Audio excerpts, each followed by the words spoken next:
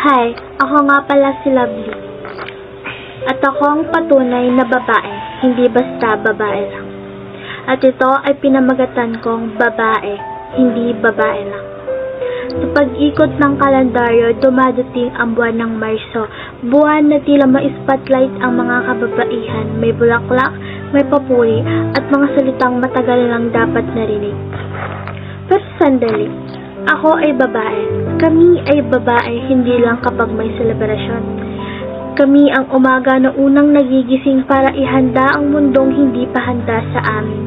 Kami ang gabi na huling nagpapahinga kahit ang isip ay patuloy na walang tigil sa pagtakbo. Hindi lang ako babae. Hindi lang kami babae. Hindi kami isang dekorasyon sa entablado ng lipunan.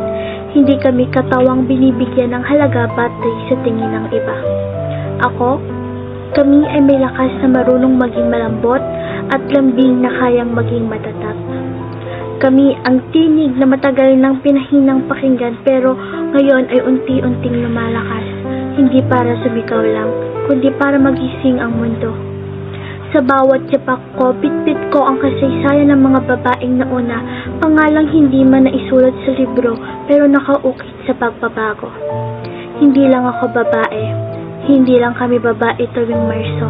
Ako ay babae sa bawat araw na pinipili kong tumindig, sa bawat pagkakataong sinasabi kong hindi, at sa bawat laban na pinipili kong harapin. Ako ang yakap na kayang magpagaan ng mundo. At kami rin ang kamao kapag kailangan ko nang ipaglaban ang sarili ko.